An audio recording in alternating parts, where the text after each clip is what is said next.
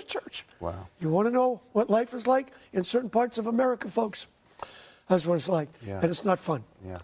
Whether it's Romania, the Philippines, South Africa, right in the heart of New York City. Yes. You're reaching out to kids that are in some really dangerous situations, living in dump sites, living in where there's high amounts of violence and crime. And you've been doing it so long. What kind of impact have you seen the gospel make in the lives of these kids? The simple fact that someone, thousands of volunteers, put their time aside and minister and share God's love with these kids. I think at this point in my life, and I'm at a good point right now, I think. Trying to convince myself I am. But that I've done this so long. I've been in the ministry 42 years, been in Brooklyn for 30. But now, that's seldom, very rare, that a week goes by when I don't get an email, a phone call. Last week, for instance, in Sunday school, one of the boys now is 30. He's done well, moved away, got a good job, raising a Christian family himself. And they just come back and say, hey, Pastor Bill, I used to be on bus 7. I used to be on bus 12. I used to be on bus number 10. And you don't remember me. But when I was 7 years old, or when I was 10 years old. And now we have a lot of these kids that have now come on as staff members there in New York. They have gone, one of the little girls, a little Puerto Rican girl, she started coming to the Sunday school when she was 8, gave her life to Christ, stayed with it, went to college, came back and worked at the ministry, married one of our interns from Brussels, and they went to Cuba to start Metro Sunday School in Cuba, which is now averaging 6,000 kids a week, which 2 weeks ago we just got clearance from the Cuban government to be able to come in. Wow. And, awesome. And continue to develop that. So it's interesting to watch it, but you have to stay. See, and that's the hook. Right. You've got to stay. Right. You've got to stay. Your commitment has got to be stronger than your emotions. Most folks, and I don't say this to be unkind, but with most Christians, that's not the case. Right. Because it's all about how we feel. Right. I don't feel, or I can't raise the money, or I can't get the workers, or living there's too hard. It's not about how. When I got shot, so many folks across the country, Christian folk, were convinced, oh, he's tough, but he's going to retire now. Yeah. You know, now, I'm tougher than a $2 steak, and I'll be the first one to admit that. But at the end of the day, it's not about that. It's about saying, I came here. I came here. And you all watching need to get this, folks. I made a commitment. I said, no matter how bad it gets, no matter what happens, I'm not leaving. I'm not leaving.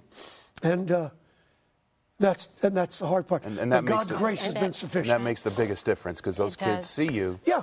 And they see those Yogi Bear vans. They all come and go. See, ministers, and she knows this. It's true. And this is going to sound bad, but you know, I'm in it now, and I probably won't be back again. So I'm going to unload the whole truck on you this morning. Is you get people that come in from the suburbs. They come in once a year, do their little nice thing, and that's great. It's nice to be nice. But at the end of the day, the kids always come up, and I remember when I first went there, they would always say, how long are you guys staying? How long are you all staying? Because people come, it gets tough, and they go. People freak out, they can't handle it, and they go. We made a choice. I made a choice that I'm staying.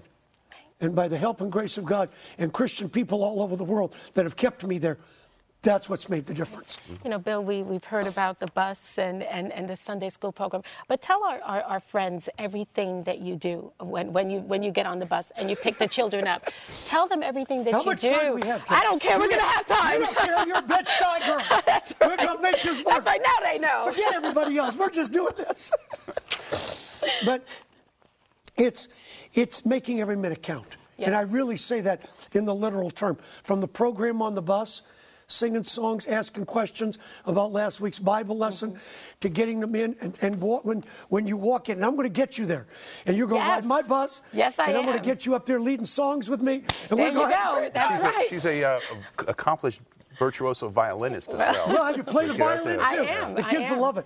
You'll be a huge role model to these girls. Absolutely. And I wish we had more people like you that cared and felt this way.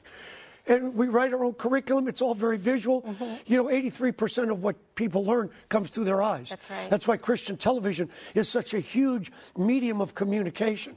So the minute these kids walk in, we have greeters there telling them we love them, we care about them, even from the littlest thing of making sure their shoes are tied. The shoes, yeah. Just little stuff, because nobody else does that. And we get them seated, boys on one side, girls on the other, competition, songs, upbeat stuff, one concept, one Bible theme. That our goal is, if they can get one biblical truth, and they take it home, and we tell them as they're walking out, okay, guys, share this with your mom, share it with your dad, share it with somebody. We've had public school teachers.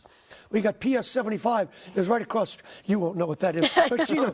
PS 75 right across the street from us. We've had public school teachers come on Saturday because they've heard the kids talk about it in their classroom, and they can't figure out how we can have 1,000 kids in one class totally quiet when it's time for the preaching, when they can't keep 30 kids quiet in the public school.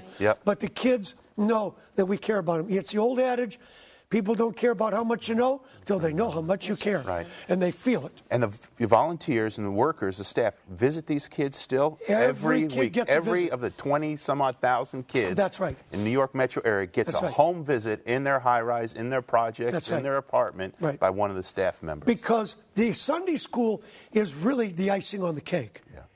What builds the connection is being in there, seeing where they live. And you may understand why a kid sometimes comes dirty. And why a kid just sits there and doesn't want to, he sits there like this. You understand why when you see two little girls going like this all the time, and then you find out the cockroaches that crawled in their nose and laid eggs. This isn't the Philippines, man. This is New York. So when you're in the home, when you see it, when you see the condition that they live in, when you meet the parents, and that all starts coming together, then you can speak into a child's life because you've earned the right to be heard.